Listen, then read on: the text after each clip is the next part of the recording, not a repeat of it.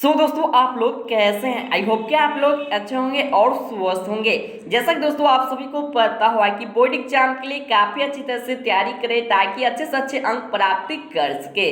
दोस्तों आज के इस वीडियो में देखेंगे क्लास 12 ज्योग्राफी के VVI ऑब्जेक्टिव क्वेश्चन आंसर जो कि आपकी बोर्ड एग्जाम के लिए काफी महत्वपूर्ण है। दोस्तों आप भी बोर्ड एग्जाम के लिए तैयारी कर रहे हैं, आप भी बोर्ड एग्जाम देने वाले हैं, वीडियो को शुरू से लेकर लास्ट तक बने रहे क्योंकि यह वीडियो आपके लिए काफी इंपॉर्टेंट होने वाला लास्ट तक बने रहे। नमस्कार दोस्तों, मेरा नाम सोनू, आप देख रहे हैं education I Gupta YouTube channel को सब्सक्राइब कर ले, साथ में बेल आइकन उसको भी दबा के अलाउ कर ले ताकि लेटेस्ट वीडियो आपको मिलता रहे सबसे पहले। दोस्तों वीडियो को शुरू करने से पहले वीडियो को लाइक कर दे क्योंकि हमारा जो मेहनत का फल है तो एक लाइक तो बनता है, तो एक लाइक कर दे और साथ ही इस वीडियो को ज्यादा शेयर कर दे ताकि और भी छात्र जुड़ सके, वो भी तैयारी करके बेहतर से बेहतर अंक प्राप्ति कर सके।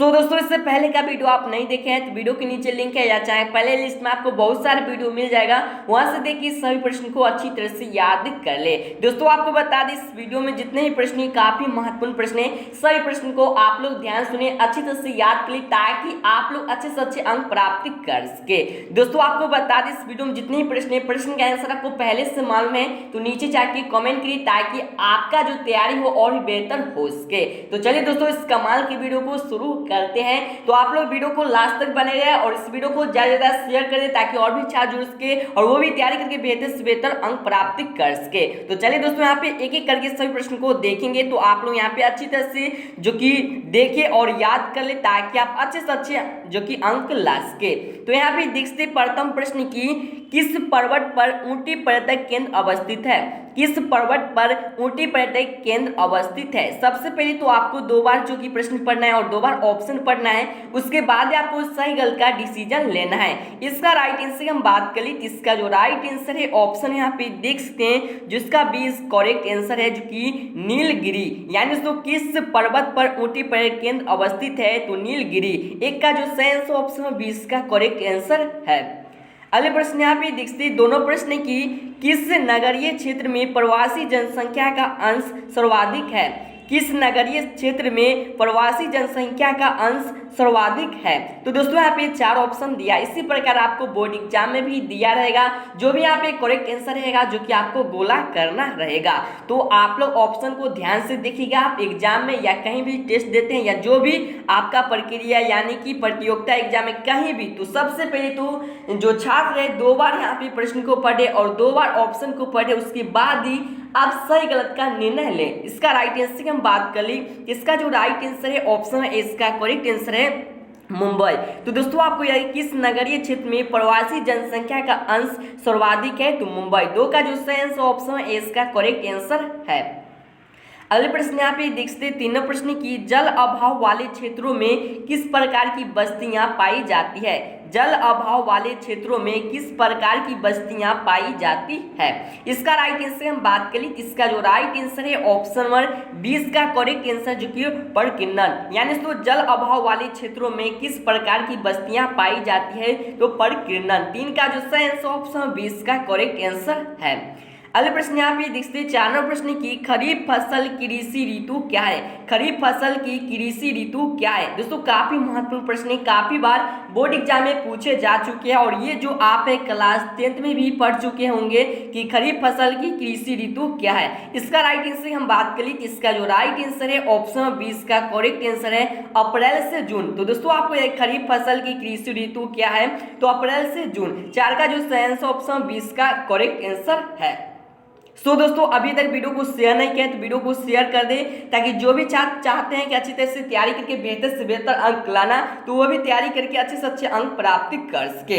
इससे पहले का वीडियो आप नहीं देखे हैं तो आपके सामने आई बटन दिख रहा है, उस पर क्लिक करके और वीडियो देख सकते हैं। तो चलिए दोस्तों हम अगले प्रश्न की ओर चलते हैं और अच्छी तरह से आप लोग जुड़े रहे, अच्छी तरह से तैयारी कर लीजिए ताकि बेहतर से बेहतर अंक प्राप्ति कर सके। दोस्तों आपको हम बता दें कि बहुत सारे छात्र हैं जो कि कमेंट करते हैं कि सर हम जो पढ़ते हैं या जो हम याद करते हैं तो 2 से 3 दिन के बाद फिर से भुला जाते हैं। तो इसका यही रीजन है कि आप उसे दोबारा रिवीजन नहीं करते, यानी कि दोस्तों आप दोबारा उसे नहीं पढ़ते हैं। तो आप 5 से 6 दिन के बाद एक बार फिर से वीडियो देख लीजिएगा, आपको काफी अच्छी तरह से याद ही हो जाएगा। ठीक है, जब तक आपका एग्जाम नहीं होता है फाइनल तब तक आपको यही करना है फिर से, यानी कि जो आप आगे पढ़े हैं उसे जो पीछे पढ़ चुके हैं उसको फिर से रिवीजन करना है और आगे भी पढ़ना है, लेकिन पहले जो पीछे है उसको भी रिवीजन करना है, तभी जाके आपको अच्छी तरह से याद रहेगा।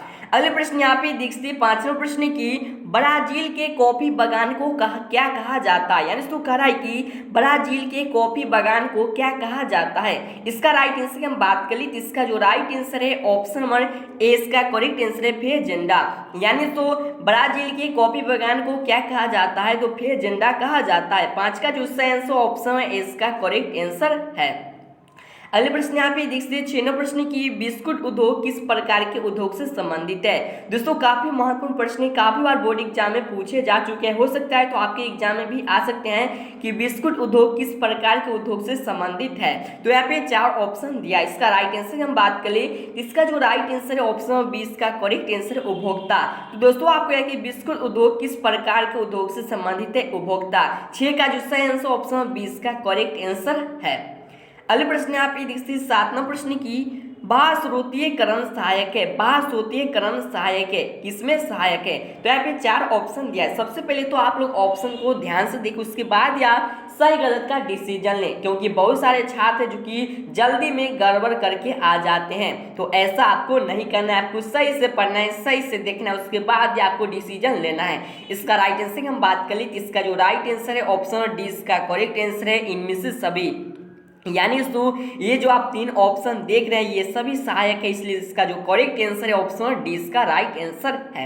और फाइनली आपको बता दें कि आप बहुत सारे ऑप्शन देखते होंगे कि इनमें से सभी, यानी कि इनमें से सभी इसका करेक्ट है, तो वो हम आपको बता दें कि वह सही रहता है, यानी कि अब हम बात करें तो 99% गारंटी है जो कि वह सही रहता है। ठीक है, 1% हो सकता है जो कि कोई ऐसा सवाल आता है जिसमें गलत, लेकिन अगर आप लगा के आते हैं ऐसा सवाल में तो वह सही रहता है। ठीक है, अगले प्रश्न यहाँ पे देखते हैं 8वां प्रश्न की बालाघाट मैंगनीज क्षेत्र किस राज्य में स्थित है। दोस्तों यहाँ पे जो प्रश्न कह रहा है कि बालाघाट मैंगनीज क्षेत्र किस राज्य में स्थित है, इसका राइट आंसर हम बात कर ली, इसका जो राइट आंसर है ऑप्शन 20 का करेक्ट आंसर है छत्तीसगढ़। तो दोस्तों आपको याद है कि बालाघाट मैंगनीज क्षेत्र किस राज्य में स्थित है, तो छत्तीसगढ़।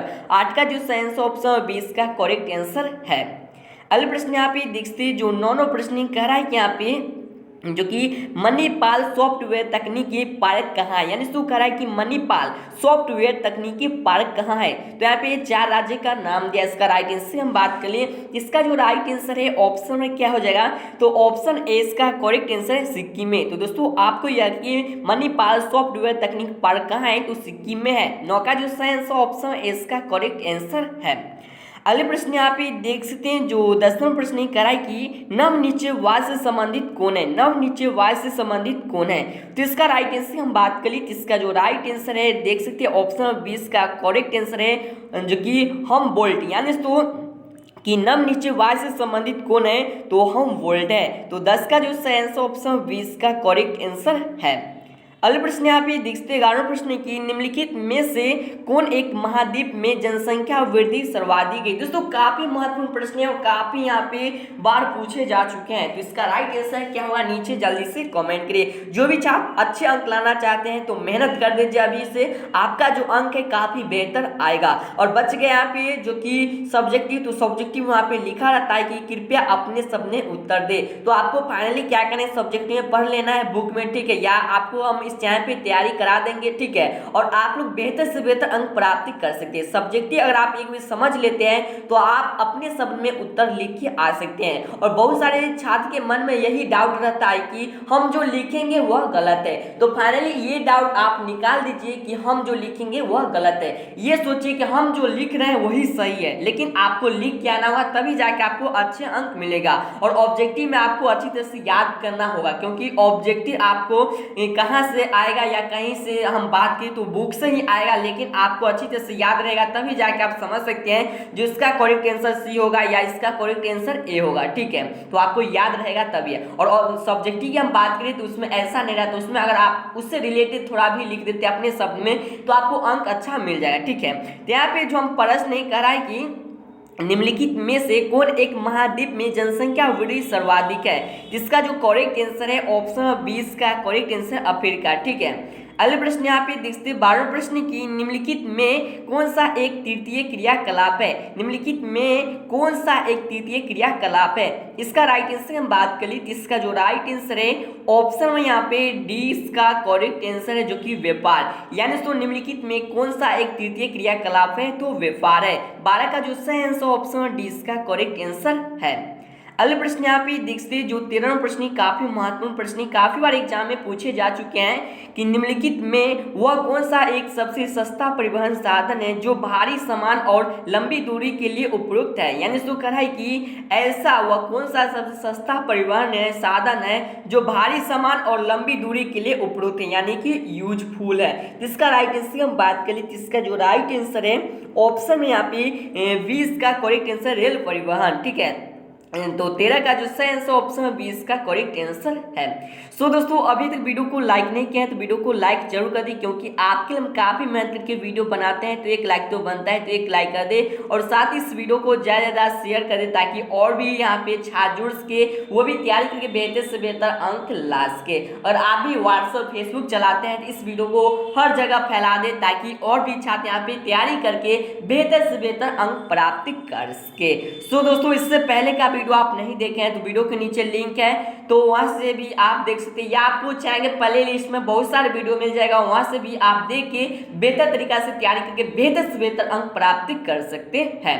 तो अगले प्रश्न यहाँ पे हम बात के लिए इसका जो अगले प्रश्न यहाँ पे 14 नंबर का है कि निम्नलिखित में कौन राजधानी नगर, यानी इसको कहा है कि निम्नलिखित में कौन राजधानी नगर है। इसका राइट आंसर हम बात करें तो इसका जो राइट आंसर है ऑप्शन 1 सी इसका करेक्ट आंसर है जो कि चंडीगढ़। तो दोस्तों आपको याद कि निम्नलिखित में कौन राजधानी नगर है तो वह यहाँ पे जो कि चंडीगढ़। तो 14 का जो सही आंसर ऑप्शन 1 सी इसका करेक्ट आंसर है।